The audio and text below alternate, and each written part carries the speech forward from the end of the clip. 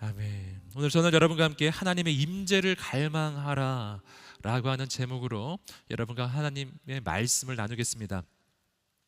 오늘 말씀은 사도 바울의 3차 전도 여행 가운데 일어났던 일입니다. 이 3차 전도 여행 가운데 가장 중요한 사역지는 에베소라고 하는 곳이었고요. 오늘 말씀의 사건이 바로 그 에베소에서 일어난 일입니다. 이 당시에 에베소는 어떤 곳이었던가? 이 에베소는 소아시아의 수도였고요. 해로로도 또 육로로도 그 당시에 굉장히 중요한 교통의 요지였다고 해요. 그렇기 때문에 당연히 무역이 발달하고 상업이 발달했고 또 물질적으로 굉장히 풍요했던 곳이죠.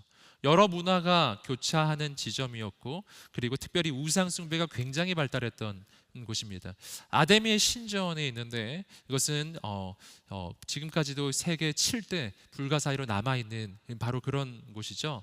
그래서 물질 문명이 너무나 아주 고도로 발달했고, 그리고 우상 숭배가 넘쳐났고, 그리고 이 세속의 물결이 뒤덮고 있는 이 고대의 세속 도시, 그 당시로 봐서는 정말 거대한 도시, 그 지역의 가장 거점이고 중심이었던 바로 이 도시가 바로 에베소라고 하는 곳이었습니다. 지금 우리가 살아가는 이 시대하고는 좀 다른 것이죠. 요즘에는 대한민국만 보아도 가는 곳곳마다 교회가 있고 그렇지만 당시로서는 그렇지가 않죠. 예수 믿는 사람은 찾아볼 수 없는 시대입니다. 그 당시에 사도 바울의 이 관점에서, 그 당시에 그리스도인의 관점에서 이 에베소라고 하는 도시를 바라보았다면 어떻게 느껴졌을까요? 그러면 이것은 정말 도저히 변화될 수 없는 도시처럼 보였을 거예요.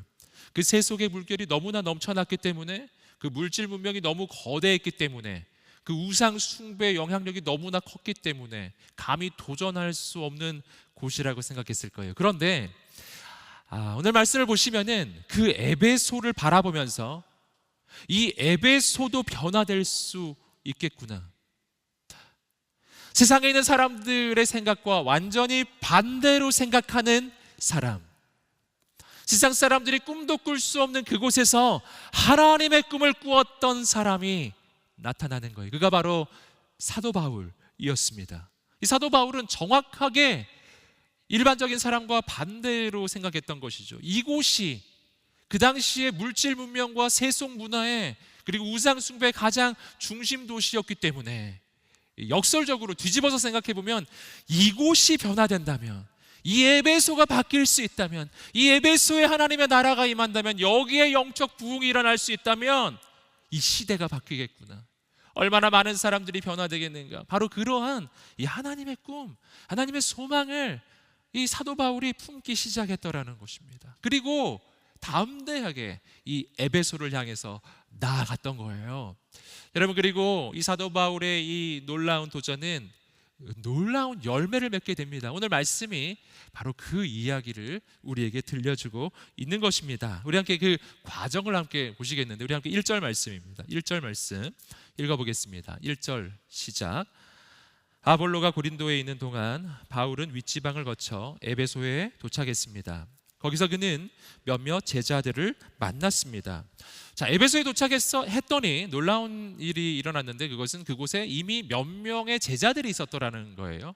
여기서 제자들이라고 하는 말은 이들이 예수 믿는 사람들이었다는 뜻입니다. 여기 어떻게 몇 명의 제자들이 있을 수 있었을까요? 그 앞문맥을 우리가 좀 봐야 되는데, 그 앞문맥 18장을 좀 읽어보시면은 이 에베소에 지금 사도 바울이 처음으로 도착했던 것이 아니라 그 전에 아볼로라고 하는 사역자가 있었던 걸 알 수가 있어요. 네, 아볼로를 통해서 이미 이 복음이 전해졌고, 그 가운데 몇몇의 제자들이 생겨난 거예요. 즉 예수 믿는 사람들이 그곳에 있었던 것입니다. 근데 우리가 좀 주목해서 볼 것은 뭐냐면, 많은 숫자가 아니었다는 거예요. 여기 보시면은 몇몇의 제자들이, 손에 꼽을 만큼 정말 너무나 작은 몇 사람이 있었던 것입니다. 여러분이 거대한 도시를 봤을 때, 이 도시와 비교했을 때 이 사람들의 숫자가 얼마나 미미합니까? 몇 명밖에 안 되는 사람들이에요. 이 사람들을 통해서 뭐가 일어날 수 있겠어요? 여러분, 그런데 앞서 말씀드리던 것처럼 이 사도 바울은 다른 관점, 하나님의 관점을 품은 사람이에요. 바로 이 몇 사람의 제자를 바라보면서 바로 그들을 향한 하나님의 가장 놀라운 꿈과 계획을 발견하는 겁니다. 바로 이들이 하나님이 준비하신 사람이구나. 바로 이들을 통해서 하나님은 이 에베소 땅을 변화시키시겠구나. 할렐루야. 여러분, 이러한 꿈을 이 사도 바울은 그 몇몇의 너무나 작은 사람들, 그들을 바라보면서 품었다라고 하는 것입니다. 그런데 중요한 것은 이제 그 다음이에요. 그 몇몇의 제자들을 통해서도 하나님은 분명히 놀라운 일을 이루실 것인데, 그런데 그 하나님의 역사가 일어나기 위해서 꼭 필요한 한 가지의 일이 있었어요. 우리 함께 2절 말씀입니다. 2절 말씀 읽어보겠습니다. 시작. 바울이 그들에게 여러분은 믿을 때 성령을 받았습니까? 라고 물었습니다.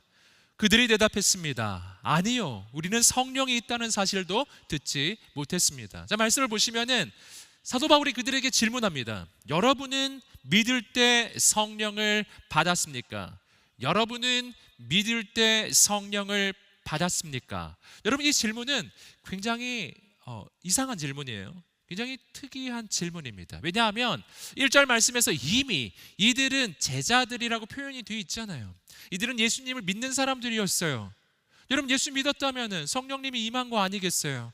여러분, 그런데 사도 바울은 그들에게 다시 질문합니다. 여러분은 믿을 때 성령을 받았습니까? 여러분, 여기서 우리는 성령이 임하신다는 것이 가지고 있는 이 두 가지의 의미를 다시 한번 확인해 볼 필요가 있습니다. 지금 사도 바울이 왜 이 말을 하고 있는지요. 여러분, 성령이 임하신다는 것은요, 예수 믿는 이 신앙의 과정 가운데 두 가지의 내용을 포함합니다. 첫 번째는 뭐냐면은 예수 그리스도를 믿는 거예요. 누구든지 성령이 아니고서는 그리스도를 주라고 시인할 수 없다고 고린도전서 12장 3절이 이야기를 합니다. 그렇기 때문에 예수님 믿었으면 성령이 임한 게 맞아요. 성령님 임하신 거예요. 하지만 그것이 전부가 아닌 거예요. 그게 전부가 아니에요. 성령님은 임하셨지만 또 한 가지의 과정이 있는데, 그것은 성령이 임하실 뿐 아니라 성령의 권능을 부어주시는 거예요. 성령의 권능과 성령의 은사와 성령의 능력을 부어주시는 것, 이것이 또 한 가지의 성령이 임하시는 것의 의미입니다.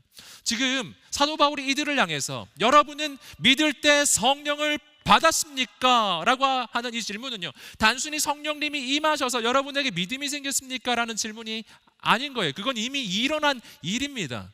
그런데 또 한 가지의 성령 강림의 그 사건, 그것은 성령의 권능을 받고 성령의 능력을 받는 것이었어요. 그래서 이 말씀은 이런 질문이에요. 여러분은 믿을 때 성령의 능력을 받았습니까? 여러분은 성령의 권능을 받았습니까? 이런 질문이었던 것이죠. 여러분, 이 질문을 왜 던지는가? 여러분, 만약 그냥 일반적인 신앙생활을 한다면요, 여러분, 이러한 질문을 던질 필요가 없는 거예요. 하지만 지금 사도 바울은 이 에베소를 바라보면서 이 에베소의 거대한 영적인 회복과 부흥을 꿈꾸고 있는 거예요. 이 땅의 변화를 꿈꾸고 있는 거예요. 이 시대를 변화시키는 하나님의 역사를 바라보는 겁니다. 여러분, 그렇다면 바로 이 질문을 던져야 하는 거예요. 여러분은 믿을 때 성령을 받았습니까? 여러분, 이 질문은 사도 바울만 했던 이야기가 아니에요. 사도행전 1장을 읽어보시면은 예수님도 동일한 이야기를 하셨음을 알 수가 있어요. 예수님의 제자들은 예수님과 3년이나 동행하면서 예수님의 말씀을 들었고 예수님 믿는 사람들이 맞아요. 예수님 믿었다면 성령님 임하시지 않았겠어요? 당연히 주의 영이 역사하시는 사람들이 맞잖아요. 하지만 예수님의 십자가와 부활 사건 그 이후에 이제는 예수 그리스도의 그 부활의 증인이 되어서 온 세상에 나아가 복음을 전해야 될 그 예수님의 제자들을 향해서 예수님은 이렇게 말씀해 주셨어요. 사도행전 1장 4절 5절입니다. 읽어보겠습니다. 시작. 그들과 함께 모였을 때 예수께서 이렇게 명령하셨습니다. 예루살렘을 떠나지 말고 너희가 내게 들은 대로 내 아버지가 약속하신 선물을 기다리라. 요한은 물로 세례를 주었지만 너희는 며칠 안에 성령으로 세례를 받을 것이다. 아멘. 여러분, 이 말씀을 보시면은 예수님은 제자들에게 이제 충분하다, 이제 세상으로 나아가 하나님의 일을 감당해라 라고 하지 않았어요. 너희는 예수님과 함께 3년이나 교육을 받았고 십자가와 부활을 보았기에 이제 너희는 세상에 나아가 예수님의 증인이 되라 라고 하지 않으셨다고요. 예수님은 다르게 말씀하셨어요. 아직은 떠날 때가 아니야. 아직은 예루살렘에 머물 때야. 언제까지요? 하나님 아버지께서 약속하신 선물, 곧 성령님이 임하실 때까지 떠나지 말아라. 그리고 성령이 임하시면, 사도행전 1장 8절 말씀이죠. 오직 성령이 임하시면 너희는 권능을 받고 예루살렘과 온 유대와 사마리아와 땅 끝까지 이르러 내 증인이 되리라. 성령이 임하신 다음에 땅 끝을 향해서 출발해라. 이렇게 말씀하신 거예요. 성령님이 임해야 된다. 이 예수님도 그렇게 말씀하셨다라는 것입니다. 여러분, 오늘 우리의 신앙생활에 있어서 이 변화의 포인트입니다. 여러분, 이 부분을 우리는 다시 한번 기억해야 돼요. 언제 내 인생은 바뀌는가? 이 두 번의 변화의 포인트가 있어요. 첫 번째, 예수님 믿을 때. 조금 전에 말씀드렸죠. 예수 그리스도를 믿으면 하나님의 자녀로 나의 신분적 변화가 일어나요. 난 죄의 종이 아니라 난 하나님의 자녀가 된 거예요. 신분이 바뀌었어요. 여러분, 그러나 이게 끝이 아니라니까요. 신분이 바뀌었는데 그 신분에 걸맞는 하나님의 능력과 권능이 임하여, 이것이 바로 두 번째 우리 인생의 변화의 포인트예요. 이것이 바로 사도행전 2장에서 일어난 사건이라는 겁니다.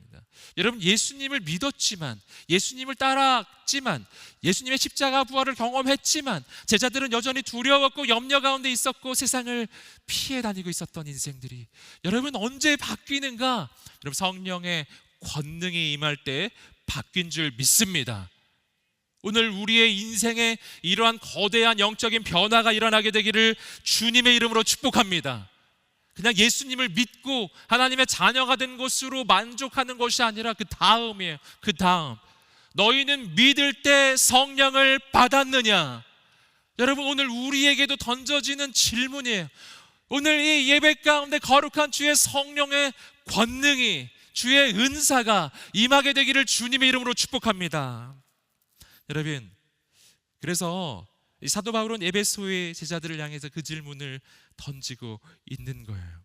여러분, 오늘 우리도 변화되기를 소원합니다. 그 질문에 대해서 에베소의 제자들은 놀랍게도 그렇지 않다라고 이야기해요. 우리는 그것에 대해서 들어본 적이 없다고 이야기한 거예요. 우리 함께 사도행전 19장 이어지는 9절 3절과 4절 말씀 읽어보겠습니다. 시작. 그래서 바울이 물었습니다. 그렇다면 여러분은 어떤 세례를 받았습니까? 그들이 대답했습니다. 요한의 세례입니다. 바울이 말했습니다. 요한의 세례는 회개의 세례입니다. 그는 백성들에게 자기 뒤에 오실 분을 믿으라고 했는데 그분이 바로 예수입니다. 아멘. 자, 이 말씀을 보시면은, 자, 이 사도 바울이 질문합니다. 여러분은 어떤 세례를 받았습니까? 그러자 이들이 대답합니다. 우리는 요한의 세례를 받았습니다. 세례 요한 이야기하는 것이고요. 세례 요한이 주었던 세례의 성격은 회개의 세례입니다. 회개의 세례. 그러자, 자, 여러분, 이 사도 바울이 그 다음에 했던 일이 굉장히 중요한데, 그러자 이 사도 바울은 즉시 뭘 했는가? 4절 말씀을 보시면은 예수님을 증거하기 시작했던 거예요. 예수님에 대해 이야기했어요. 여러분, 이 앞 문맥부터 좀 이어지는 부분을 우리가 생각을 해보아야 합니다. 지금 사도 바울은 이들에게 무엇을 질문했었나요? 너희가 믿을 때 성령을 받았느냐라는 질문을 했었고, 이들은 우리는 그런 거는 들어보지도 못했다라고 이야기를 했던 거예요. 여러분, 지금 사도 바울의 의도는 무엇인가요? 이들이 성령 받기를 원하는 거예요. 그냥 받는 것이 아니라 성령의 권능이 임하기를 원하는 거예요. 성령의 능력이 임하기를 원하는 거예요. 성령의 은사를 받기를 원하는 거예요. 여러분, 그러면 뭐에 대해 이야기해야 될 것 같아요? 성령 받기를 원해요. 그러면 성령님에 대해 이야기를 해야 될 것 같잖아요. 여러분, 그런데 사도 바울은 지금 성령에 대해 이야기하고 있지 않고 즉시 이 대화의 주제를 예수님으로 전환한 거예요. 예수님에 대해 이야기를 하는 거예요. 여러분, 성령 받기를 원하는데 왜 예수님에 대해서 이야기를 하고 있을까요? 여러분, 여기서 우리는 예수님과 성령님 사이의 관계를 꼭 기억해야 합니다. 여러분, 오늘 우리는 성령을 사모합니다. 여러분, 성령을 갈망합니다. 그럼 어떻게 해야 성령이 내 안에 임하실까요? 어떻게 해야 그 성령의 능력이, 성령의 권능이 내 인생에 강력하게 나타날 수 있을까요? 오늘 사도 바울에게서 그 방법을 발견해요. 여러분, 성령에 집중해야 성령의 강력한 역사가 나타나는 것이 아니라 예수님께 집중할 때, 예수님을 주목할 때 성령의 역사가 더욱 강력하게 나타납니다. 왠지 아시겠어요? 왜냐하면 성령님은 예수 그리스도를 증거하는 영이시기 때문이에요. 성령은 예수님을 믿게 하는 영이에요. 성령이 역사하면 예수님을 믿게 되는 거예요. 성령이 더 강하게 역사하면 예수님을 증거하게 돼요. 성령이 강하게 역사하면 예수 그리스도를 증거할 때 그 증거에 힘이 생길 수 있도록 능력이 나타나고 기적이 나타나는 것입니다. 성령님은 예수님을 증거하는 영이에요. 여러분, 그렇기 때문에 요한복음 14장 26절 말씀, 요한복음 14장 26절 말씀에서 예수님이 성령에 대해서 직접 설명하신 내용이 있습니다. 우리 함께 읽어보겠습니다. 시작. 그러나 보혜사 곧 아버지께서 내 이름으로 보내실 성령께서 너희에게 모든 것을 가르쳐 주실 것이며 내가 너희에게 말한 모든 것을 생각나게 하실 것이다. 여러분, 성령님은 어떤 역할을 하시는 분이신가? 오늘 예수님이 가르쳐 주셨어요. 성령님은 오늘 우리에게 모든 것을 가르쳐 주시는 분이신데 특별히 뭘 가르쳐 주신다고요? 예수님의 말씀을 가르쳐 주시는 분이에요. 여러분, 성령님은 우리에게 생각나게 해주시는 영이신데 뭐가 생각나게 해주신다고요? 예수님의 말씀이 생각나게 해주시는 분이세요. 여러분, 성령님은 예수님을 증거하는 영이에요. 예수님을 가르쳐 주시는 영, 그분이 바로 성령님. 여러분, 그러기 때문에 이 성령의 강력한 역사를 경험하기 위해서 오늘 예수님을 더 깊이 주목하고 더 깊이 바라보고 예수님을 더 깊이 알아가야 해요. 여러분, 그래서 사도 바울은 예수님에 대해 먼저 이야기해 주시는 거예요. 그리고 그 다음 순간에 이들은 그 예수님에 대해서 알게 되자 예수님의 그 이름으로 세례를 받게 돼요. 우리 함께 사도행전 19장 5절입니다. 사도행전 19장 5절이에요. 19장 5절 읽어보겠습니다. 시작. 그들은 이 말을 듣고 곧바로 주 예수의 이름으로 세례를 받았습니다. 아멘.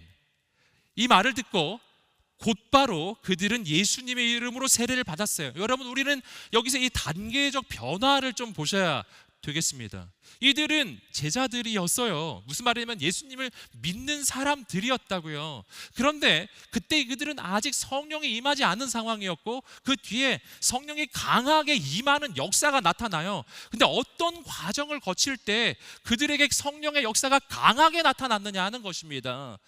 여러분, 예수님에 대해서 들었어요. 예수님에 대해서 알게 되었어요. 예수님을 주목했어요. 그리고 나서 그 다음에 했던 일이 이 말씀 5절 말씀에서 그들은 예수님의 이름으로 세례를 받았어요. 여러분, 예수님의 이름으로 세례를 받는다는 것이 무엇을 의미하는 것입니까? 이것은 예수님과 내가 함께 죽고 예수님과 함께 나의 과거가 죽고 나는 예수님과 함께 다시 살게 되는 거예요. 내가 그리스도와 함께 십자가에 못 박혔나니 그런즉 이제는 내가 사는 것이 아니에요. 오직 내 안에 그리스도께서 사시는 것이라. 여러분, 이게 예수 믿는 거예요. 이것이 세례 사건의 의미예요. 예수님과 함께 죽고 내 안에 예수님이 사시는 인생으로 바뀌는 것입니다. 근데 어떻게 해요? 어떻게 바뀌는가? 나는 죽고 내 안에 예수님만 사시는 인생으로 바뀌는 거예요. 이제 내가 사는 것은 나를 사랑하사 나를 위하여 자기 자신을 주신 하나님의 아들을 믿는 믿음 안에서 사는 것이라. 나는 죽고 내 안에 계신 예수님을 믿는 믿음으로만 사는 인생이에요. 나는 사라지고 예수님이 내 인생의 유일한 주인 되시는 인생이에요. 여러분, 이렇게 되는 게 세례예요. 오늘 여기 세례 많이 받으셨는데, 세례의 고백은 그 고백이에요. 세례의 고백은 예수님이 내 인생의 주인 됐다는 고백이에요. 여러분, 여기서 우리는 믿음의 단계도 또 발견할 수가 있어요. 그게 뭐냐면, 예수님을 알고 예수님 만났어요. 예수님이 내 인생 가운데 오신 거예요. 내 영혼에 오신 거예요. 하지만 예수님이 어떻게 오셨느냐에 따라서 내 인생의 능력의 수준이 달라지기 시작하는 겁니다. 여러분, 예수님을 만나기는 했어요. 예수님을 영접했다는 것은 내 영혼의 집에 예수님을 모셔드리는 것이잖아요. 예수님이 내 영혼의 집에 오셨어요. 오시기는 했는데 어디 계시냐가 중요합니다. 예수님이 오시기는 했는데 내 영혼의 집에 게스트룸에 늘 계신 거예요. 늘 게스트룸에 계신 거예요. 그분은 나에게 늘 손님일 뿐이에요. 주님이 계시기는 해요. 하지만 손님인 거예요. 안방에는 내가 있는 거예요. 이러면 어떤 일이 일어날까요? 아무 능력이 나타나지 않아요.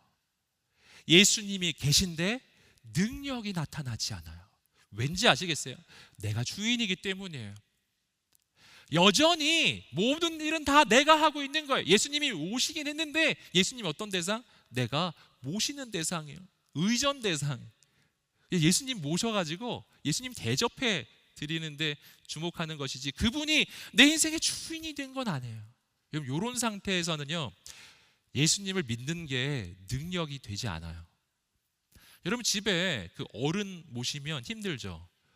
집안에 뭐 이렇게 높은 분 오시면 힘드시잖아요.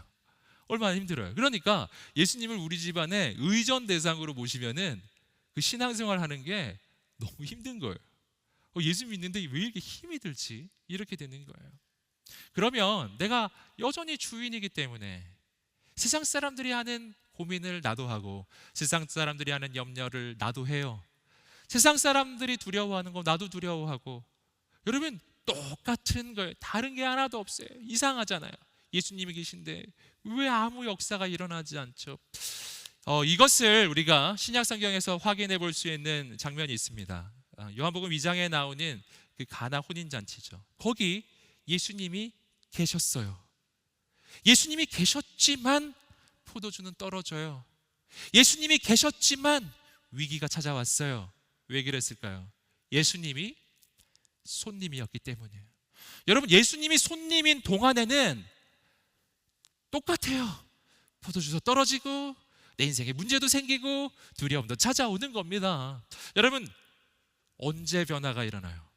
예수님이 손님으로 계시지 않고 이 잔치의 주인이 되셨을 때, 그 종들이 마치 주인을 모시듯이 무엇이든 그가 시키는 대로 하라, 그 말씀에 순종하기 시작했을 때, 예수님이 주인 되셨을 때, 여러분, 하나님의 기적이 시작된 줄 믿습니다.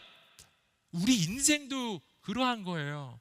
예수님의 이름으로 세례를 받는다는 것은 그분이 더 이상 내 인생의 게스트룸에 계신 분이 아니라 내 인생의 안방으로 오셨다는 걸 의미해요. 그분이 나의 주인이 되셨어요. 이젠 그분이 하시는 거예요. 이젠 그분이 행하시는 겁니다. 바로 이 고백이에요. 예수 그리스도가 주인이 되는 것. 세례는 예수님을 내 인생의 진짜 주인으로 모시겠다는 결단이에요. 근데 놀라운 일이 일어났어요. 바로 그 예수님을 내 인생의 온전한 주인으로 모셨을 때, 그때 바로 이런 일이 일어나요. 우리 함께 6절 7절 읽어보겠습니다. 6절과 7절 읽어보겠습니다. 시작. 바울이 그들에게 손을 얹자 성령이 그들에게 내려 그들이 방언으로 말하며 예언하게 됐습니다. 그들은 모두 12사람 정도였습니다. 자, 말씀을 보시면은 성령으로 시작했는데 중간에 예수님에 대해 계속 이야기하고 예수님의 이름으로 세례를 받아요. 그런데 그 다음 순간 사도 바울이 안수하며 기도하며 나갈 때에 성령의 강력한 임재가 임하고 성령의 은사와 권능과 능력이 임하기 시작했어요. 여러분, 예수님이 내 인생의 주인 될 때 성령님이 가장 강력하게 역사하십니다. 오늘 여기서 또 한 가지 좀 주목해 볼 것은 뭐냐면은 사도 바울의 안수죠. 사도 바울의 안수를 통해서 바로 성령의 권능이 임하고 능력이 임하기 시작했어요. 여러분, 왜 그런가? 왜 사도 바울이 안수할 때 역사가 일어날까요? 여러분, 이것은 하나님께서 하나님의 사람을 통해서 일하시기 때문이고요. 또 한 가지는 뭐냐면 이것이 하나님의 역사라는 것을 분명히 알게 하기 위함이에요. 하나님께서 세워주신 질서 가운데, 하나님 세워주신 사역자를 통해서, 하나님이 세워주신 리더십을 통해서 하나님 행하십니다. 근데 만약에 그렇지 아니하고 그냥 제3의 장소에서 그냥 하나님이 행하시기 시작하면 아주 특별한 경우에 그런 일이 일어날 수도 있지만, 그러나 일반적으로는 그렇게 하지 않으세요. 왜냐하면 그냥 그런 역사가 일어나면 이것이 예수 그리스도를 믿는 믿음 안에서 하나님이 행하시는 역사인지 아닌지 사람들이 혼란스럽기 때문이에요. 여러분, 이것이 진짜 예수 안에서 일어난 하나님의 역사임을 알게 해주시기 위해서 하나님께서 세워주신 주님의 몸된 공동체, 이 교회 공동체 안에서 주님 세워주신 그 질서와 그 리더십 속에서 하나님 세워주신 사역자를 통하여, 하나님 세워주신 리더십을 통하여 바로 하나님의 능력의 역사가, 성령의 역사가 나타나게 되는 줄 믿습니다. 우리 어떻게 해야 되냐면요, 기도 부탁을 하셔야 돼요. 목사님들한테 기도 부탁을 하세요. 저한테 기도 부탁을 하세요. 기도해달라고 하세요. 할렐루야. 제가 사도 바울은 아니지만 그러나 하나님께서 주님 세워주신 그 직분을 통해 역사하시기 때문에 행하십니다. 여러분, 주님께서 세워주신 교회 리더십을 위해에게 기도해달라고 하세요. 순장님들에게 기도해달라고 하세요. 여러분, 그 질서 가운데서 하나님은 역사하십니다. 하나님의 능력의 역사가 나타나는 줄 믿습니다. 그런데요, 그 하나님의 역사가 나타날 때 그 은사가, 지금 오늘 말씀에서 보시면 어떤 은사가 임했는가, 이것도 중요한데요, 최초로 나타난 은사가 두 가지입니다. 방언과 예언이에요. 이 두 가지가 다 공통점이 있는데 언어에 대한 은사잖아요. 언어에 대한 은사. 여러분, 성령님이 임하셨을 때 성령님께서 가장 먼저 바꿔주시는 것은 우리의 언어예요. 이것은 이때만 있었던 일이 아니라 사도행전 2장에서도 성령님이 강림하셨을 때 그곳에 있었던 모든 사람들에게 일어났던 가장 강력한 첫 번째 은사는 방언의 은사였고, 그 다음 순간에 일어난 은사는 뭐였냐면 복음을 선포하는 것이었어요. 여러분, 오늘 말씀에서 이 방언이란 두 가지가 있죠. 사람이 알아들을 수 있는 각 나라의 언어의 방언이고, 또 하나는 사람들이 알아들을 수 없는 방언이 있어요. 여러분, 그런데 목적이 중요합니다. 이 목적은 뭐냐 하면은 인간의 언어로 표현할 수 없는, 인간의 언어로는 도저히 나타낼 수가 없는 내 마음의 깊은 그 고백과 간구를 하나님께서 표현할 수 있도록 주시는 것이 방언의 은사예요. 즉 하나님과의 소통, 하나님과의 더 깊은 교제를 위해 주시는 은사거든요, 방언이. 여러분, 이것은 언어적 은사예요. 또 하나, 예언은 뭔가? 예언이란 점치는 게 아니에요. 예언은 어떤 사람을 향한, 이 시대를 향한, 공동체를 향한 하나님의 마음을 전하는 거예요. 하나님께서 들려주시기 원하시는 그 음성을 대신 들려주는 것이 예언입니다. 여러분, 그렇기 때문에 이 예언은 그냥 점치는 게 아니더라는 걸 꼭 아셔야 되고요. 오늘 성령님이 임하셨을 때 오순절의 사람들은 가장 먼저 복음을 선포하기 시작했어요. 이것도 예언이에요. 여러분, 사람들이 가장 들어야 할 말이 복음이기 때문이에요. 여러분, 각 사람을 향한 하나님의 마음을 전해주는 것, 그것이 예언이에요.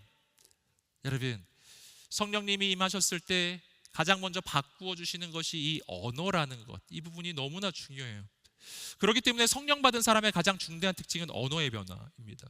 여러분, 성령님이 임하셨다면 내 입술에서 모든 부정적, 모든 절망의 언어, 모든 비난의 언어, 모든 분열의 언어, 미움의 언어, 내 입술에서 모든 부정직한 거짓말이, 하나님 기뻐하시지 않는 죄악의 말이, 음란의 말이 내 입술에서 떠나가게 되기를 주님의 이름으로 축복합니다.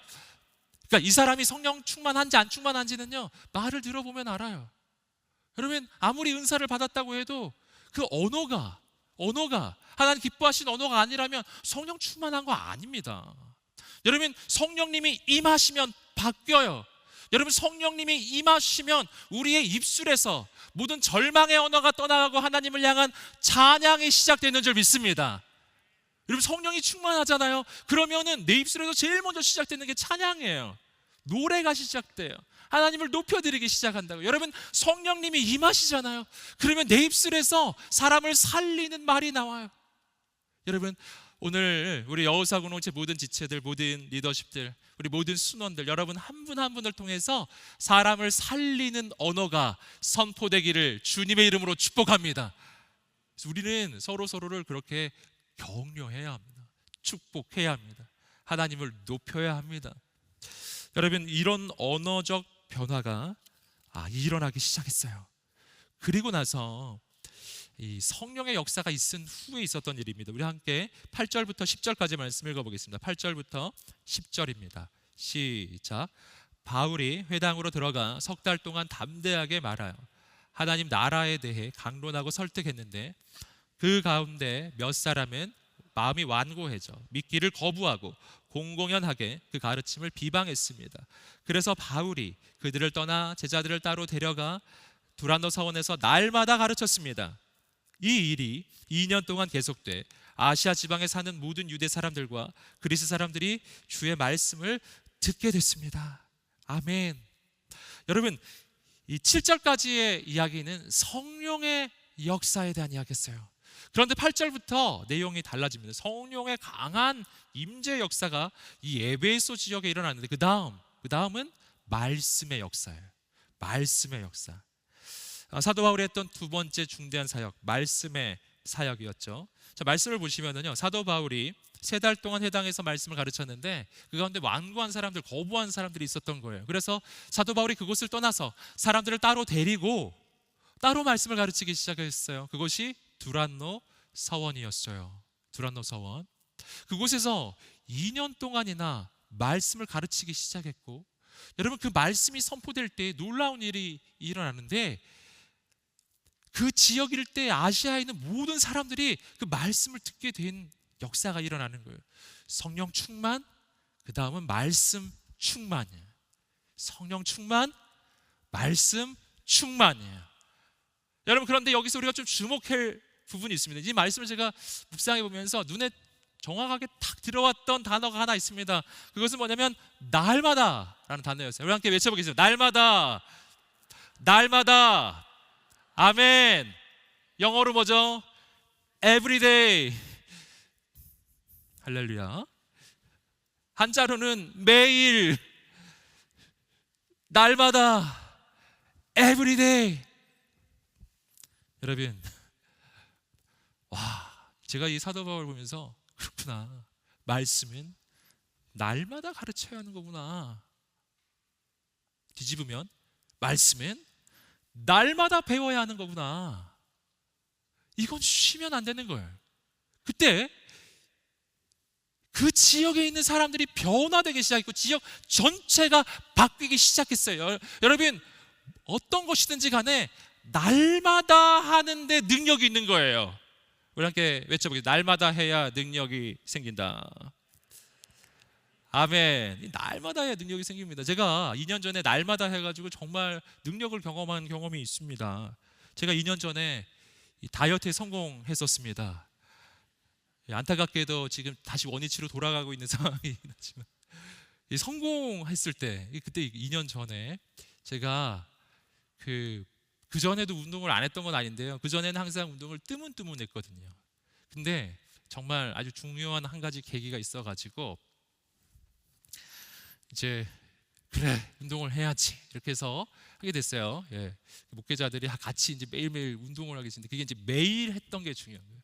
딱 1시간을 운동했는데 매일 했어요. 매일 하니까 진짜로 기적이 일어나더라고요. 네, 2달 만에 10kg가 빠졌어요. 할렐루야. 네. 뭐 지금 자꾸 돌아가고 있어요 지금. 그래도 그때 이 효과를 지금도 보고 있는데, 여러분 매일 하니까 기적이 일어나더라고요. 여러분 육체 훈련도 매일 하면 능력이 생겨요. 여러분 영적인 훈련은 마찬가지입니다. 영적인 훈련도 매일 할 때 능력이 생겨요. 여러분 그런 의미에서 우리 여우사 공동체는 매일 할 게 너무 많은 거예요. 큐티도 매일 하죠. 성경 통독도 매일 하죠. 아멘을 이렇게 안 하십니까? 우린 큐티도 매일 하시기를 축복합니다. 성경 통독 매일 하시기를 주님의 이름으로 축복합니다. 내일부터 양재 2부 시작하잖아요.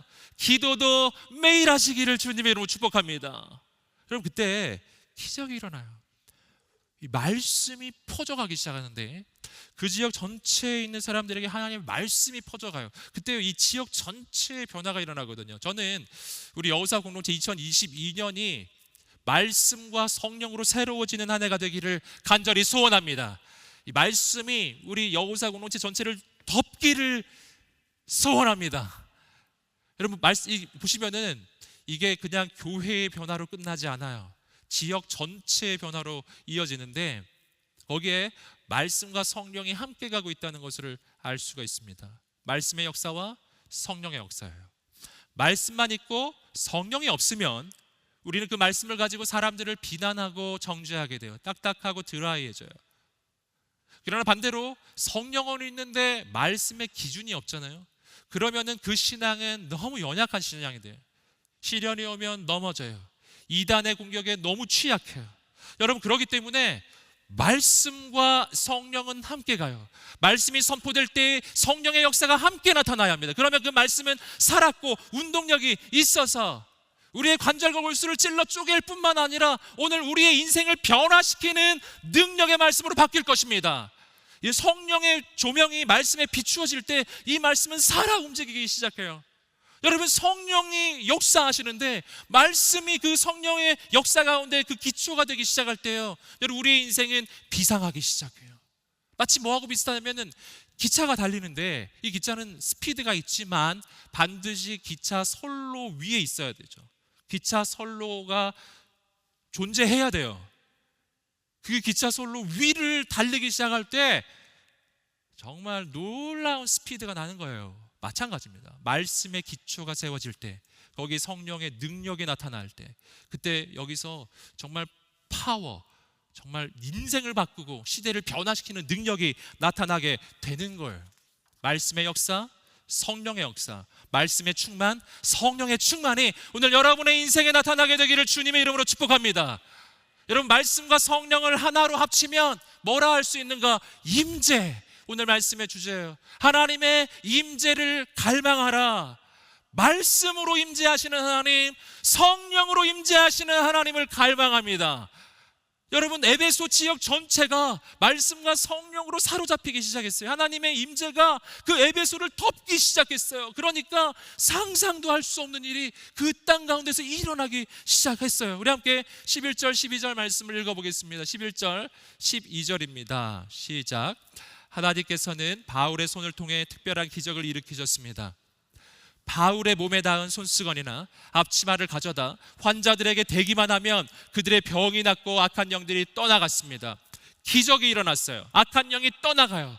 여러분 치유의 역사가 일어나기 시작했어요. 근데 얼마나 강하게 나타났냐 하면은 사도 바울의 몸에 닿았던 손수건이나 앞치마를 가져다가 병자들에게 얹으면은 그래도 병이 나았다는 거예요. 아니 무슨 이런 미신 같은 이야기가 다 있나? 여러분 이런 생각 안 드세요? 성경에 나오는 이야기예요. 사도 바울을 통해 일어난 이야기. 어떻게 이런 일이 일어났죠? 여러분 손수건에 능력이 있나요? 여러분 앞치마에 무슨 능력이 있나요? 없어요. 그렇지 않아요. 손수건에 능력이 있는 게 아닙니다. 이것은요, 이 말씀의 역사와 성령의 역사가 이 지역의 이 교회 가운데 공동체에 정말 강하게 나타나기 시작했을 때 이 공동체 전체가 말씀으로 충만해지고 성령으로 충만해졌을 때 거기 하나님의 임재가 흘러 넘치는 거예요.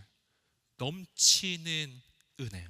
overflowing, 넘쳐 흐르는 은혜입니다.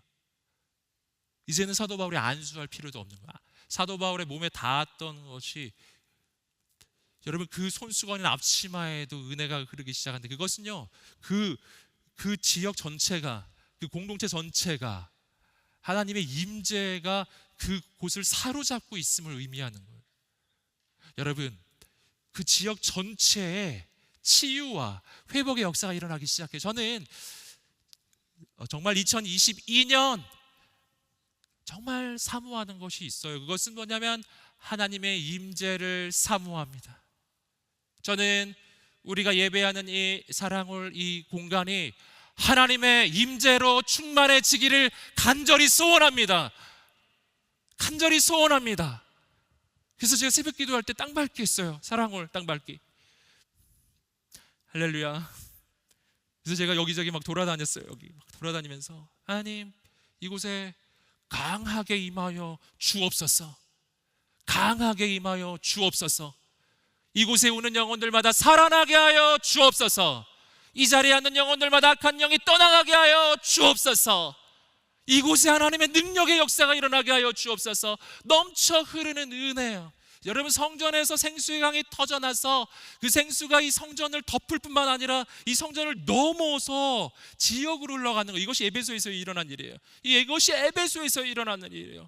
여러분 말씀과 성령의 역사가 지역을 덮어버렸어요. 그러니까 그 지역 전체가 거룩의 물결이, 거룩한 회복이 일어나기 시작했던 거예요. 여러분 그 지역 전체의 변화를 이 사도행전 19장이 보여주고 있는데 그 중에서 한 부분을 우리가 마지막으로 보겠습니다. 우리 함께 18절 19절 말씀을 읽어보겠습니다. 시작. 믿게 된 사람들이 많이 나와 자신의 악한 행위들을 고백하고 공개했습니다.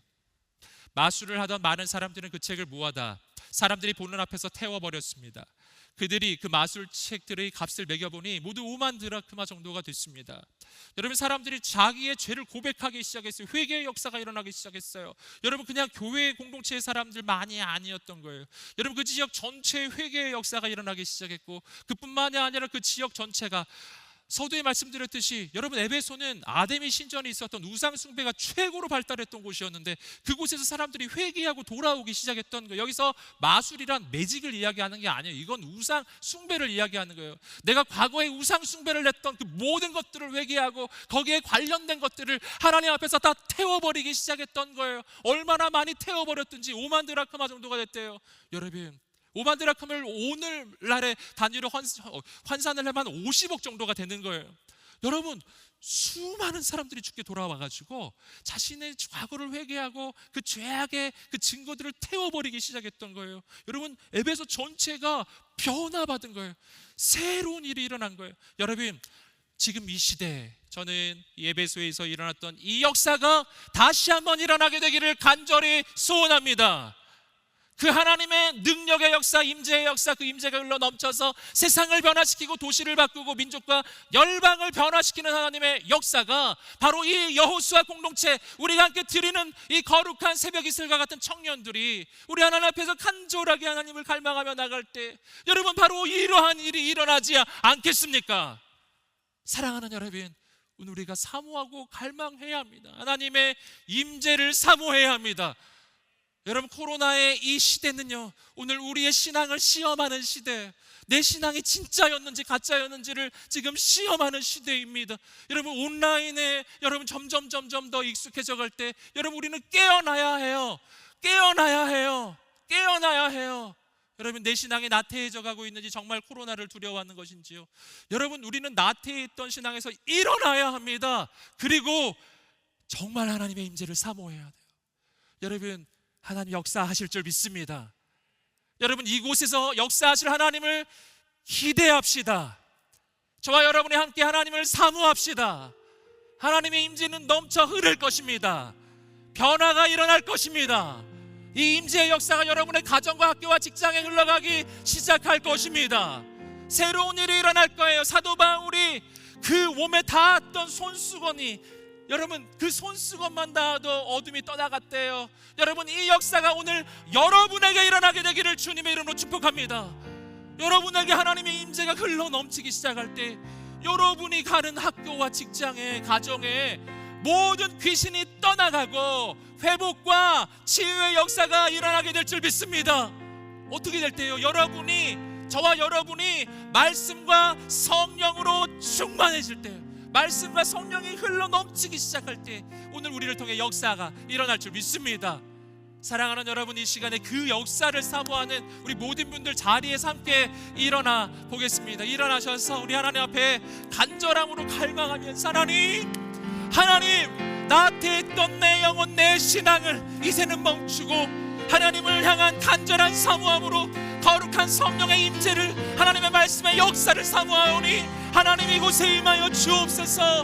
하나님 이 사랑, 우리 하나님 이곳에 오는 영혼들마다 하나님 아버지 영혼이 살아나고 회복되는 역사가 일어나게 하여 주옵소서. 오늘 이 방송을 보는 영혼들마다, 오늘 유튜브로 이 방송을 시청하는 사람들마다 하나님의 영광의 임재로 임하여 주옵소서. 거룩하신 하나님, 오늘 이 시간 우리가 간절히 하나님을 사모합니다. 간절히 갈망합니다. 하나님 임하여 주옵소서. 여러분, 하나님이 없이는 살 수가 없는 시대, 지금은 바로 하나님이 없이는 살 수가 없는 시대임을 우리 하나님께서 분명히 보여주고 있어요. 우리 하나님 앞에 두 손을 들고 간절히, 사랑하는 주님 오늘 나를 만나 주옵소서. 거룩한 임재로 나를 사로잡아 주옵소서. 우리 간절하게 합심하여 기도하겠습니다. 할렐루야. 하나님 아버지, 아버지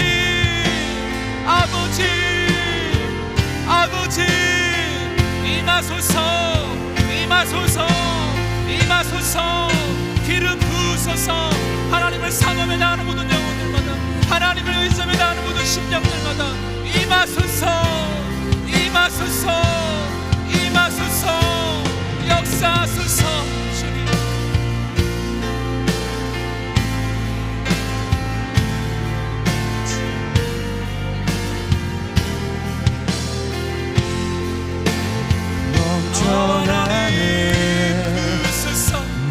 하나님을 사모하며 나가는 모든 영혼들마다 아버지 거룩하신 주의 손으로 잡아주시고, 아버지 내 영혼이 깨어 일어나게 하여 주옵소서. 하나님을 사모하게 하여 주옵소서.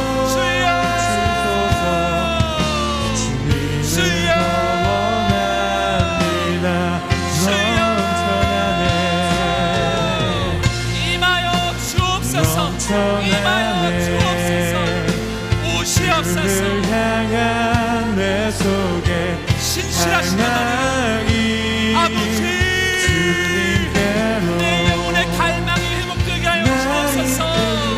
내 심령의 갈망이 회복되게 하여 주옵소서. 오 하나님 임하소서.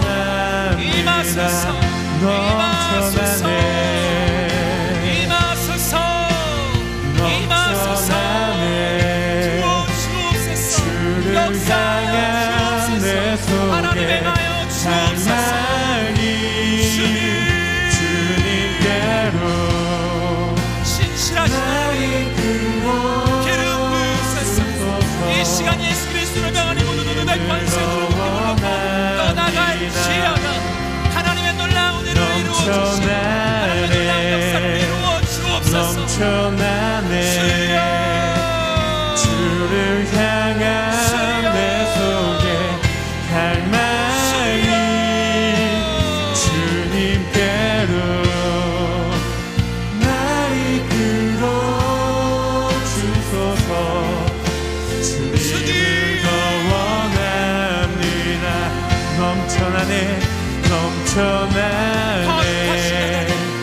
넘쳐나네 네 영혼이 새로워지게 하여 주를 향한 내 속에 갈망이 주님께로 날 이끌어 주소서. 주님을 더 원합니다. 사랑하는 여러분, 내 영혼의 갈망이 회복되기를 소원합니다. 여러분, 갈망이 회복되어야 합니다. 여러분, 갈망을 잃어버리고 있다면 그것은 내 영적인 건강의 적신호를 이야기하는 거예요. 여러분, 병들었던 사람이 그 병에서부터 회복되었을 때 여러분, 제일 먼저 일어나는 현상이 무엇인가요? 그건 배고픔이에요. 배고픔이에요. 진짜 병에, 깊은 병에 들면 배고픔을 느끼지 못하는, 먹지 않았는데 배고프지도 않고. 여러분, 내 영혼은 지금 어떠한 상황인가요? 사람이 떡으로만 살 것이 아니라 하나님의 입으로부터 나오는 모든 말씀으로 살 것이니라 하셨는데, 내 영혼의 양식은 하나님의 말씀인데 말씀의 공급을 내가 받지 못한 지가 너무나 오래되었음에도 불구하고 내 영혼이 허기를 느끼지 못하고 있다면, 내 영혼은 굶주림을 느끼지 못하고 있다면, 여러분, 이건 문제인 거예요. 내 영혼이 지금 죽어가는 것입니다. 오늘 이 시간에 하나님 내 영혼의 갈망이 회복되게 하여 주옵소서. 심령이 가난한 자는 복이 있나니 천국이 저희 것이며. 여러분, 우리의 심령은 가난해야 하는 겁니다. 내 영혼은 하나님을 갈망해야 하는 것입니다. 여러분, 이 시대는 우리가 무엇으로 사는 시대인지를 보여주고 있어요. 세상의 물질로 살지 않아요. 세상의 문명으로 사는 게 아니었어요. 우리는 하나님이 없이는 한순간도 살 수 없음을 우리는 깨달아야 하는 거예요. 오늘 하나님 내 영혼의 갈망을 회복시켜 주옵소서. 하나님을 향한 갈망, 말씀에 대한 갈망, 성령에 대한 갈망, 하나님의 임재를 향한 갈망이 내 영혼에 회복되게 하여 주옵시고, 오늘 내가 이 시대 가운데 복음의 통로, 임재의 통로, 말씀의 통로, 성령의 통로로 쓰임받게 하여 주옵소서. 우리 하나님 앞에 두 손을 들고 간절히 기도하겠습니다. 할렐루야. 하나님, 아버지, 나를 그렇게 사용하소서.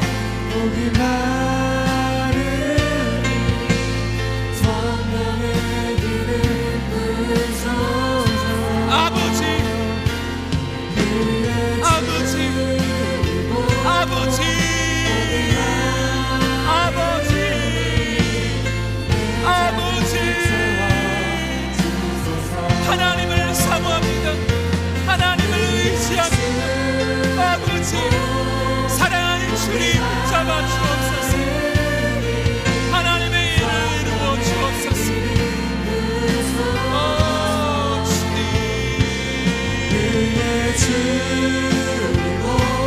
주 하나님 임하소서. 주 하나님 역사하소서. 아버지, 아버지, 아버지, 하나님의 임재가 흘러 오늘 교회에 나가는 모든 청년들, 모든 리더십들마다 넘쳐나게 하시고, 하나님의 사람들 가는 곳곳마다 하나님의 임재의 역사, 능력의 역사가 나타나게 하여 주옵소서. 주여, 주여 하나님, 신실하신 주님,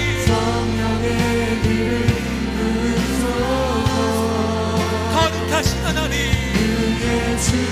하나님을 사모합니다. 하나님을 갈망합니다. 하나님 임하여 주옵소서. 하나님 역사하여 주옵소서. 하나님 행하여 주옵소서. 하나님 비를 부어 주옵소서. 예, 주님, 예, 하나님,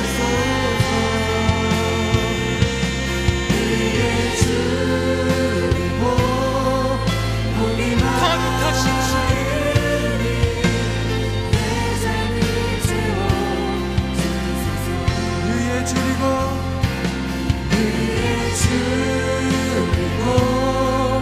복이 많으니 성령의 길을 부소서. 그의 주리고 복이 많으니 내 잔을 채워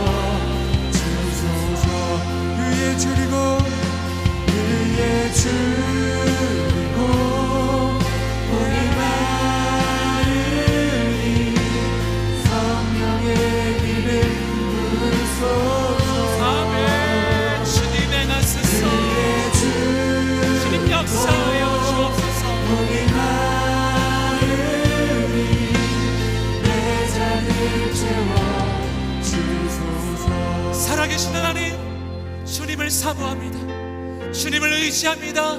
주님을 바라봅니다. 주님을 사모하며 나가는 모든 영혼들을 붙잡아 주옵소서. 하나님 역사하여 주옵소서.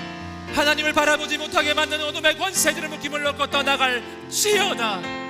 이 시간 예수 그리스도의 명한 모든 낭망함과 절망함이 떠나갈지어다. 내 마음 가운데 하나님이 없다고 속삭이는 어둠의 권세는 묶임을 놓고 떠나갈지어다. 하나님의 임재로, 하나님의 영광으로 이 시간 임하여 주옵소서. 주님 우리를 사용하여 주옵소서. 이 시대를 변화시켜 주옵소서. 이 땅에 하나님의 영광이 나타나게 하여 주옵소서. 하나님이 도시를 변화시켜 주옵소서. 민족과 열방 가운데 하나님의 임재의 역사가 나타나게 하여 주옵소서.